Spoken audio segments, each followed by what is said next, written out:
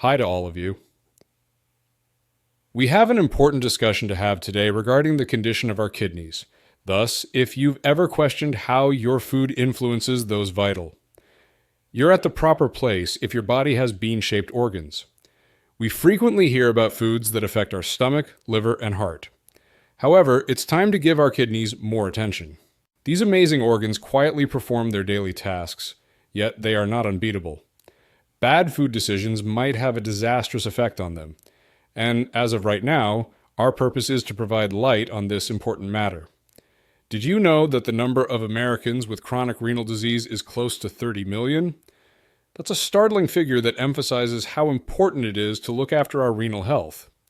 Your kidneys are in charge of cleansing your blood, eliminating waste, balancing fluids, and controlling mineral levels. If they are weakened, a number of health problems may result. The key query is which meals can worsen renal disease already present in the body. That's what our exploration today will focus on. To preserve the health of your kidneys, we've carefully chosen 9 foods that you should never eat. These 9 offenders are not your typical kitchenware. They are cunning, frequently hidden in plain sight, and if taken in excess, can worsen kidney issues. Stay tuned to see if any of your favorites made the list, as we'll be going over each one in detail. But there's still more. Each food item will have various kidney-friendly substitutes available alongside it, so you don't have to give up taste for well-being. Our goal is to arm you with the knowledge you need to make better decisions for your health. Recall that strength comes from knowledge. At the conclusion of this video, with this knowledge, you will be able to maintain the health of your kidneys. Now, let's get going. Number 1, avocado. Although praised for its many health advantages, avocado does call for extra care for those who are suffering from kidney problems. Rich in minerals and monounsaturated fats, this creamy fruit can present difficulties for people whose kidney function is impaired. The potassium concentration in avocados is the main cause for worry. When the kidneys are functioning properly, the body effectively eliminates and controls too much potassium. However, this process may be compromised in those who have kidney illness. Hyperkalemia, or elevated potassium levels in the blood, can have detrimental effects, such as irregular cardiac rhythms. An average avocado has roughly 700 milligrams of potassium in it. It makes up a sizable amount of the daily allowance suggested for people with kidney problems. For this reason, it's recommended to use caution when adding avocados in your diet if you're dealing with renal problems. That being said, you don't have to cut out avocados from your diet entirely. Rather, moderation and portion management are essential. One strategy is to eat 1 avocado quarter at a time. This allows you to still benefit from potassium's important nutrients while drastically lowering your potassium load. Number 2, bananas. One well-known quality of bananas is their high potassium content. In actuality, there are about 4 to 22 milligrams of potassium in 1 banana. While those with normal kidney function are generally thought to be healthy, it is difficult for those who have chronic kidney illness. The kidneys are essential for controlling the body's potassium levels. When renal function is impaired, as chronic kidney disease does, there is a reduction in the body's capacity to eliminate extra potassium. Hyperkalemia, a condition when there is an excess of potassium in the blood, may result from this. Owing to its delicious flavor and low calorie content, individuals frequently eat several bananas at once. But for people who are taking care of renal illness, it's crucial to stick to a daily potassium intake of 1,500 to 2,700 milligrams. Even 1 banana can make up a sizable amount of your diet. 15 to 28% of this suggested daily intake is advised. If you've always eaten bananas, but have been told to restrict your potassium intake, finding appropriate substitutes might take precedence. The high potassium trait is shared by a variety of other tropical fruits, although options that are easier on the kidneys exist. Let me introduce you to pineapples, a unique option among tropical fruits. Pineapples offer a significantly lower potassium level when compared to their potassium-rich cousins. They are therefore a great choice for individuals trying to find a balance between taste and kidney health when dealing with renal disease. Number 3, tomatoes. Tomatoes, with their rich flavor and vivid color, are a flexible component that improves a variety of recipes. Whether eaten raw in salads, gently cooked, or in stews, or turned into an exquisite sauce, In the kitchen, tomatoes have earned their spot. That being said, their high potassium concentration is a cause for worry. To put this into perspective, 728 milligrams of potassium may be found in only 1 cup of tomato sauce. This quantity can have a big impact on how much potassium you consume each day. It must be handled with caution when addressing kidney problems. The good news is that even though tomatoes are a staple in many culinary traditions, there are enjoyable options to investigate. Your particular taste preferences may ultimately determine which low potassium alternative you choose. Roasted red pepper sauce, for example, is a great replacement. It has a flavor profile that is equally flavorful and rich, making it a delicious option for a variety of recipes, including pasta and pizza. In addition, it has the benefit of having less calories than regular tomato sauce. Number 4, sweet potatoes and potatoes. Sweet potatoes and normal potatoes are both well-liked, healthy options for many diets, present particular difficulties for people who value kidney health. Particularly normal potatoes have a comparatively high potassium content. A baked potato of medium size provides approximately 610 milligrams.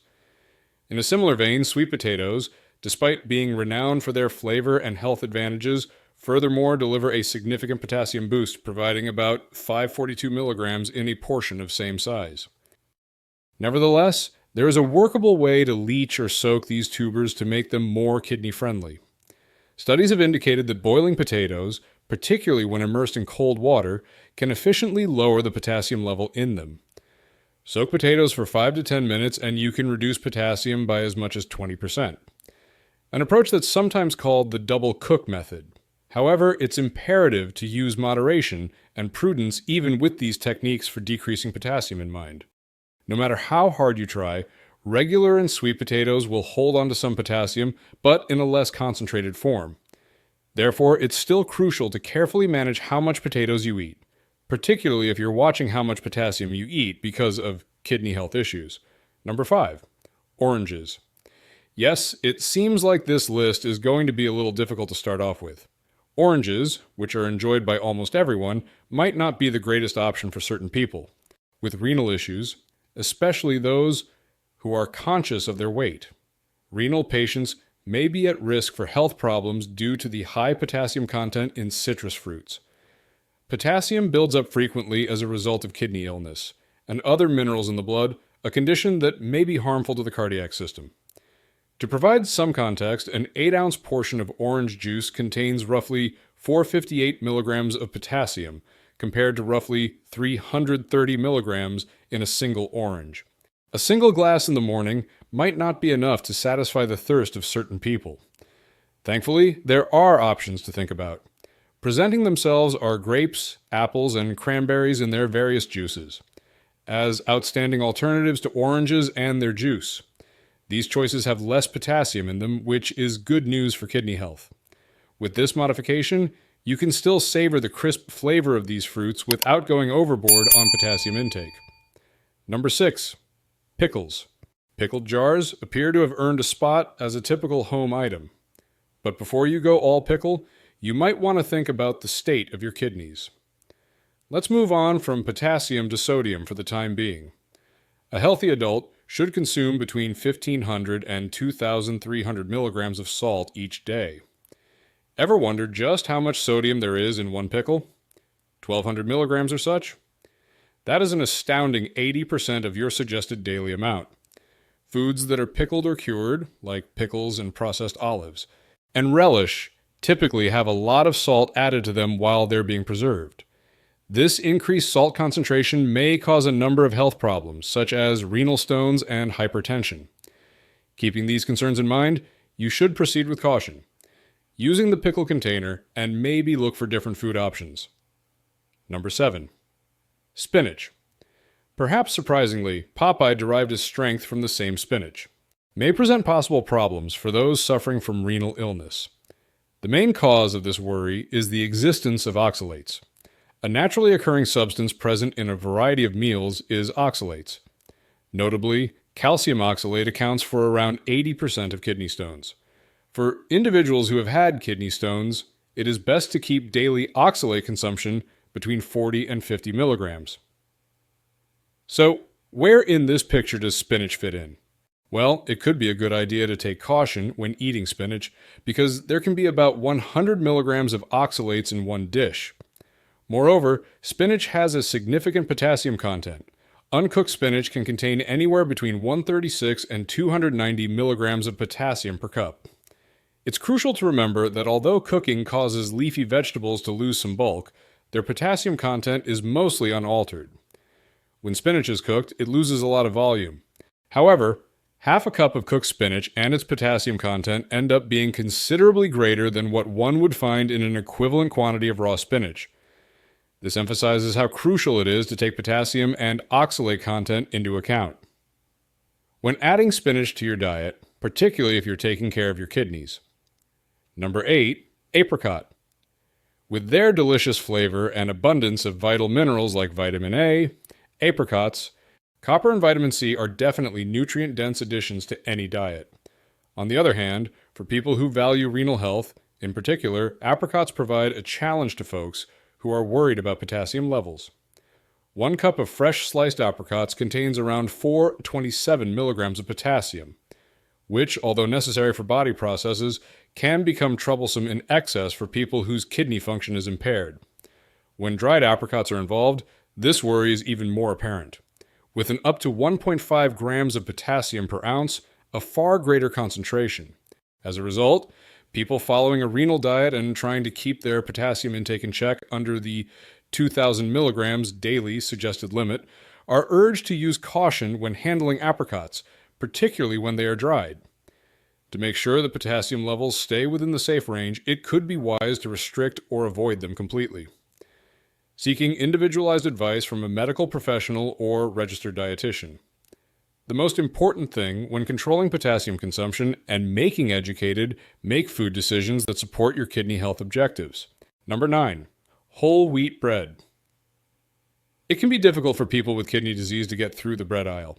Not sure which kind of bread is ideal for their nutritional requirements. There's a widespread perception these days that any bread is infinitely healthier than white bread. Particularly whole wheat bread sticks out as a competitor packed full of vital vitamins, minerals, and a greater fiber content indicating possible health advantages. It's important to remember, though, that white bread is frequently preferred when kidney illness is involved.